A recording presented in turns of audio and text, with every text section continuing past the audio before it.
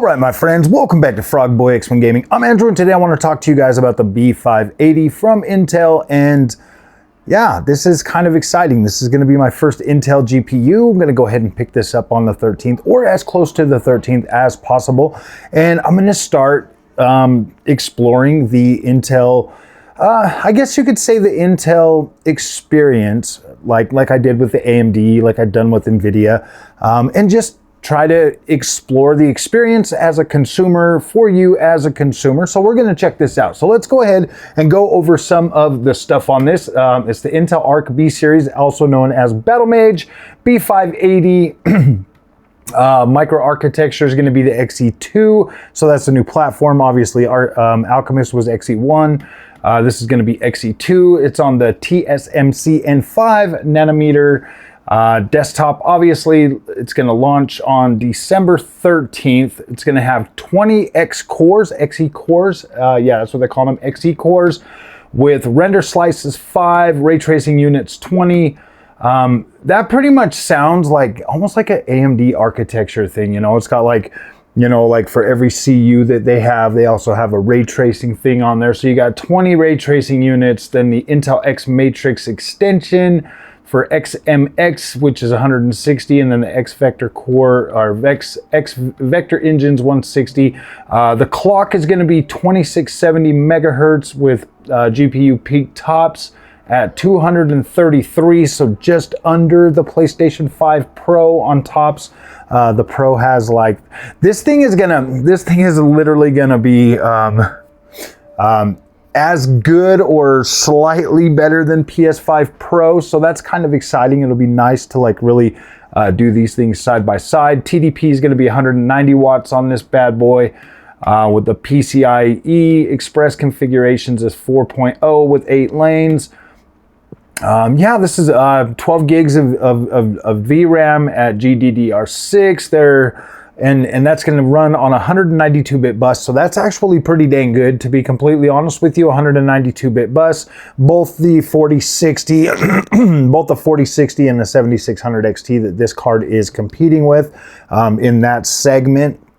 Both of those cards are running on a 132-bit bus. So this one having a 192-bit bus with a 456 gigabyte per second memory bandwidth and the speed at 19 gigabytes. That's going to make this card actually pretty decent. Now, if I remember back to covering the 7600 XT on the channel, I actually had a pretty good time with that GPU. I was able to, you know, have a gaming experience on most of that stuff. Obviously, we're going to be testing it on an ultra wide 3440 by 1440p monitor, as well as a 1440p monitor. So this is going to be pretty good. I will be testing this on my main rig at first when I get it, but I am kind of over the next year planning on building out a whole nother just test bench for testing the GPUs, because we're going to get the 8800 XT and probably a 5070. Probably a 5070, so 5070, 8800 XT, and obviously the Battlemage card. I'll be swapping those out on that, and then just having my 7900 XTX as my, you know, keeping that card, because I love that card. So I'm definitely keeping that. So display ports are 40, number of display ports, displays supported is 4, HDMI variable refresh rate, VRR. We got H265 hardware encode, AV1 encoders, and then V9 bitstream and decoding. Ray tracing, yes. One API support. So it looks like, we got Vulkan support at 1.3. This should be pretty decent, guys. 1 8-pin power supply. That is awesome, man. Like, and then the minimum power supply unit recommended is like 600 watts. So when I do build out that test bench, I'm probably going to run like maybe a 800 watt. And I'm just going to build out a little test bench and have that so that I can you know, do, you know, testing for these games. Obviously, when new games come out, I'll be running them on the 7900 XTX, and then I'll be, you know, swapping out between these 3 GPUs and stuff and kind of see how that goes.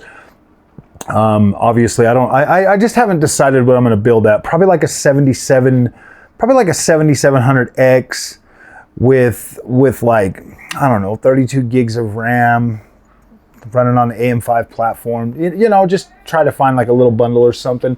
Don't need nothing like super extreme for that. Obviously, we're going for the mid-range segment, so I kind of want to be in that general vicinity. So now that we know what the specs are of the B580, let me know in the comment section if you guys are actually interested in this or happy about it.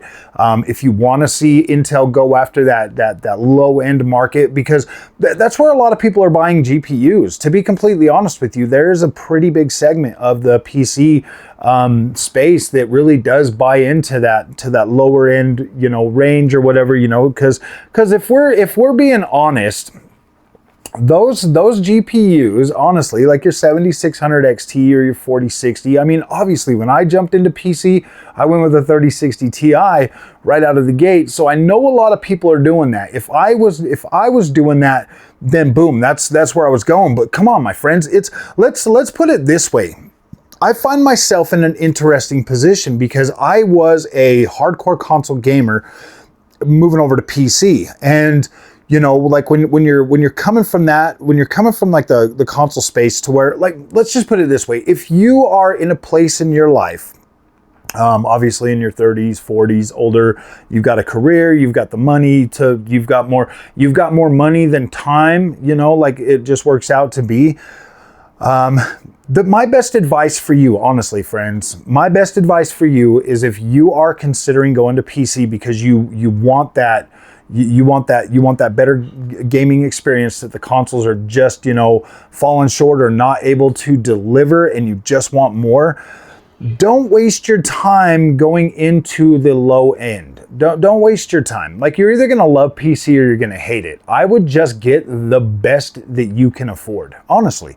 And I say that just because if you go in at the high end, that's gonna absolutely blow you away. Like, you're gonna be like, whoa, man, and then you'll compare it to your Xbox, your PlayStation 5, and you'll be like, gosh dang, man, it's gonna blow your mind so much. But you're still gonna have that, like, oh gosh, I still have an attachment to consoles. I do. I literally bought a PS5 Pro.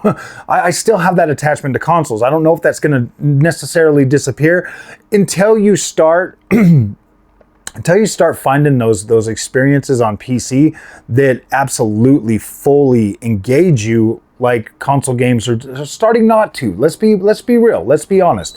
Console games are starting to just be like a rinse and repeat. They come out, you consume, you move on, you get another game. Once you get to that age where you have more time than money, like, you really do just kind of slowly become a casual gamer consumer.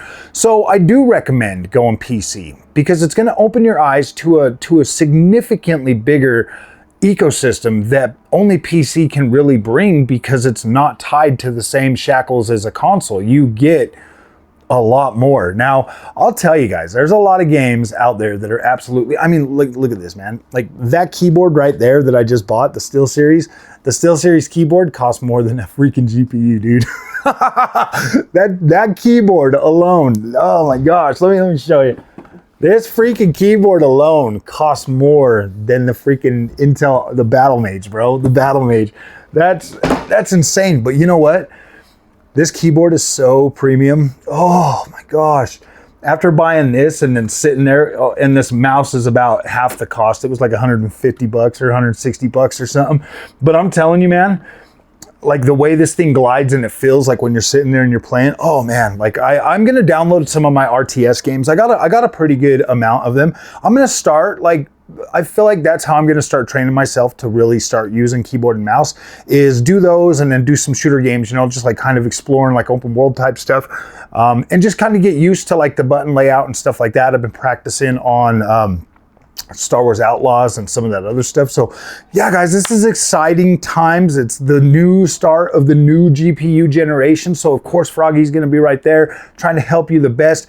And I feel like I said last year, you know, when I was going through like my whole trying to find my place in the PC space, I'm so glad that so many of you guys had like showed up to support that and be there to watch as a console gamer literally becomes like a PC master race guy. And It's been so rewarding, my friends. Honestly, it has. Like, you guys have taught me so much, and I hope that I've brought you guys equal good content, and I just want to keep that going with the new generation. So obviously I'm going to buy the Intel one. If Intel comes out with another higher quality Battlemage that matches like the 70 or the 8800 XT and the 5070 or whatever, then I'll probably sell off the 580 and I'll buy one of those, because mid-range is where I'm at. Mid-range is where I feel comfortable, like, you know, just being like, yeah, this is the spot where I want to go. It gives me that versatility. Obviously, if you're on 1440p, you're going to have an incredible time. These upscalers are getting very good. Even FSR3, coming from a console and looking at FSR3 on a PC with max settings, I mean, honestly, guys, we're splitting hairs. Like, we're getting into like super nerdville when we're like, oh my gosh, I saw a little bit of flicker in the corner. Like, seriously, guys, it's not even as bad as people try to make it. Like, when I look at DLSS and I look at FSR, like, if I'm sitting just a little bit back, okay, say I'm sitting like right here. You know, I'm about 3 or 4 feet away from my PC. I can't see any of that shit. I can't see any of that imperfections. When I get this close to my 4K display, you know, like right here, like where I can touch it, it's still very hard to see this stuff. The only things that like you'll ever really kind of see is like the ghosting and stuff like that. But come on, man, let's like be real. If you're like looking for it, you're gonna see it in all of them. So it just doesn't even matter. Like the arguments that the PC bros have, that the ultra nerds are like, guys, I just gotta make sure everybody knows that my NVIDIA is the best. And that shit didn't even work on me, bro. Like I said in other videos, man, if NVIDIA was the best for me, I would have it. Absolutely. I mean, this camera right here costs more than a 4090. My camera costs more than a 4090. So yeah, if I wanted it, I would have it. I personally literally do prefer AMD, but I'm excited to try Intel. I'm excited. I'm genuinely excited to see what Intel can bring to the party. I don't plan on doing a whole bunch of negative content on NVIDIA. Like, I'm going to buy the 5070. We're going to check it out. We're going to play games, and we're going to compare and contrast and have fun. And yeah, guys, like, that's the whole plan. That's why I'm building the whole second, you know, like little rigs, so that I don't have to worry about, you know, like, so that I can just use this as my main rig, you know, and then when I need to do like videos and stuff on the other one, I'll be able to make them, you know, and I'll be able to like choose a GPU and like start playing on a game and play it. And the one thing that I'm looking for mainly, I guess the one thing that I'm looking for mainly with these GPUs is which ones are going to actually entice me to play video games on them. You know what I mean? Like, AMD has just 100% so far been like that. Like, woo, dang, man, I'll put on a game. It's weird. Like, I'll put on a game on NVIDIA and I sit there and I'm like, and I'm worried about visuals, or I'm worried about performance, or I'm worried about this, or I'm worried like, am I getting what I paid for? Am I getting enough? And I don't have those thoughts when I'm on AMD. Like, I don't feel like I need to worry about any of that stuff. And, you know, like, I feel like I'm too hyper focused on the NVIDIA thing, guys. I feel like I do put them on a pedestal, and that's truth. I put NVIDIA on this pedestal, and, you know, because the community does, because everybody else does. Like, NVIDIA is the best. They are the best, and that's the mindset for everyone. And so I put them on a pedestal. And I did the same with PlayStation. I put them on a pedestal because they're the best, and when they fall short and they don't deliver, I'm like, wow, dude, that really sucks. And it messes with me mentally or something. Obviously, I'm still sitting here coping 100 or 2 years later after switching to AMD. I'm coping like, why couldn't my NVIDIA just be good? I'm just joking. I do. I like AMD. I think it's cool. I'm excited to try Intel. Like, the Battlemage series looks pretty dang cool. I'm very happy that they came out at $250. That means that if they do bring out a, you know, a higher tier card, they're gonna reasonably price that, which is good for the GPU market. I kind of feel like right now, with the leaks and the way everybody's rumoring about it, the AMD cards is they're going to come out and they're going to they're going to just be disappointing because the rumors are making it seem like they're just going to come out and giving you free, or they're just going to come out and just like totally be super benevolent and just give you like 4080 power at $500 and be like, yeah, here you go, man. No company in the planet right now with the way prices are is gonna leave money on the table. No company. I mean, AMD would be better off to just really sink all their efforts into AI and not even worry about doing GPUs at that point. I don't expect them to give them away free, but I do. Here's the covenant that I will make with you. If AMD sells them cards at $500 for the AMD GPU for the 8800 XT, then we'll just be like, okay, whatever, water under the bridge. Buy it, see how it goes, whatever. If it doesn't perform the way you think it's going to perform, whatever. It was only $500. But if they come out at $700, I will look at them a lot differently. I won't let them slide on any kind of things. I'll be a little bit more stringent with how I look at it. If it doesn't meet or exceed my 7900 XTX, then I'll be like, oh wait a minute, what's going on? So you know what I mean? Like I feel like if it really is 7900 XTX power, I don't necessarily think $600 would be too much. I don't. I feel like I would rather have AMD create a card like a 7900 XTX with 24 gigs of VRAM with 384-bit bus, just giving me like the power and the breadth to like really push that card forward in the future instead of getting some skimped down, cut down, lower bus rate, I would rather them just sell me a card like the 7900 XTX at $1,000 than to skimp out, cut down, and replace all of that extra power with frame generation or upscaling or anything like that. I would rather just have the power to choose. I would rather have that power to like, that's how I feel right now.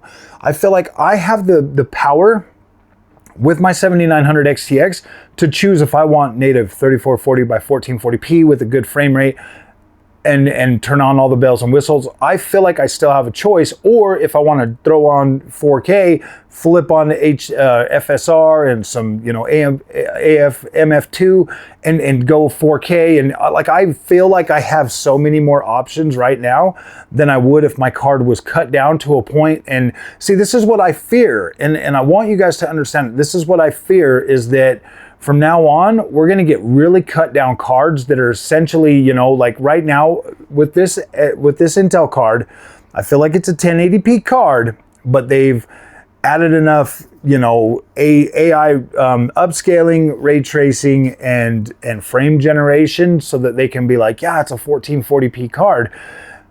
And I don't want to see that going forward. I don't want to see that for anybody. And I feel like NVIDIA, AMD, and I kind of feel like they're, with the rumors that NVIDIA is going to start trying to call everything above, or 5070 Ti and above, a professional card.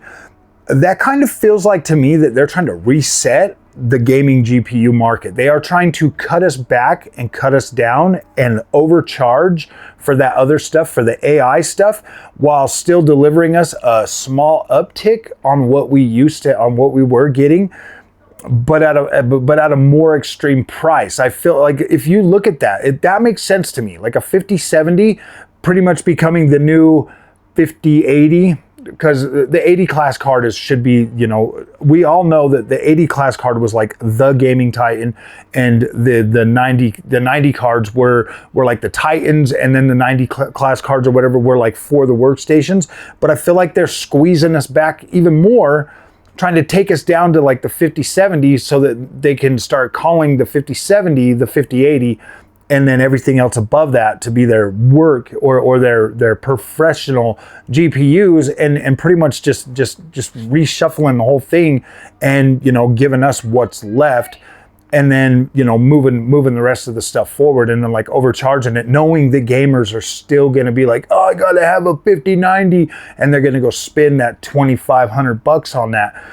I think that's scummy. I really do. I think that's scummy. And this AI thing is I'm excited about AI, but I feel like AI is really ruining things. And when you've got like Intel coming out and being like, yeah, dude, we're going for that bottom 1440p market, and you know, like you can already hear it. Like I watched that whole show today, and I was like, okay, I'm excited about this. I'm excited.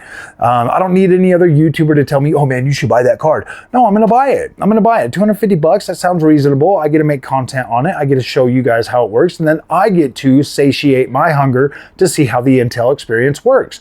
And then the same with the AMD stack, same with NVIDIA. Like we're gonna buy those cards and we're gonna test them, throwing them at the newest games that are coming out, and see how they actually perform in a real world with a real gamer that wants to actually play video games. So I hope this works out, man, because I'm putting a lot of eggs in this basket for next year. I am gonna finance the whole stuff up front.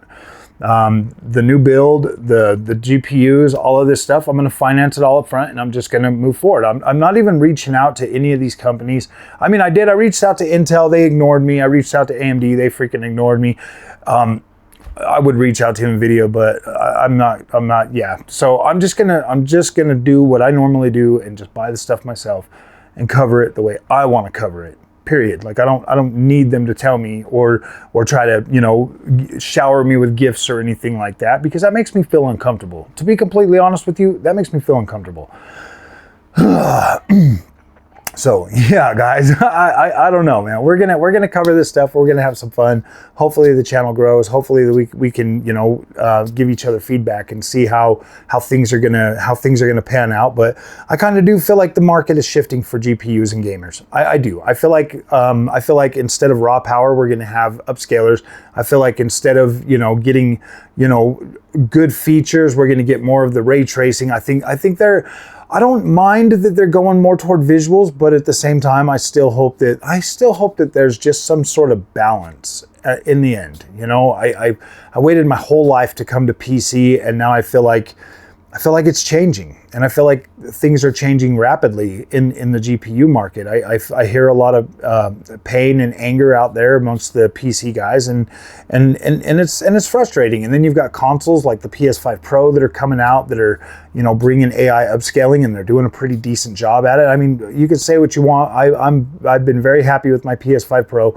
So yeah, I see that things are changing, and the lines are getting even more blurred. So yeah, this is a crazy time we live in for PC gaming. So hopefully everything works out, and hopefully we can build an incredible community around this stuff. So all right, guys, if you like this content, do not forget to like and subscribe. I'll see you guys in the next one. Thanks for watching.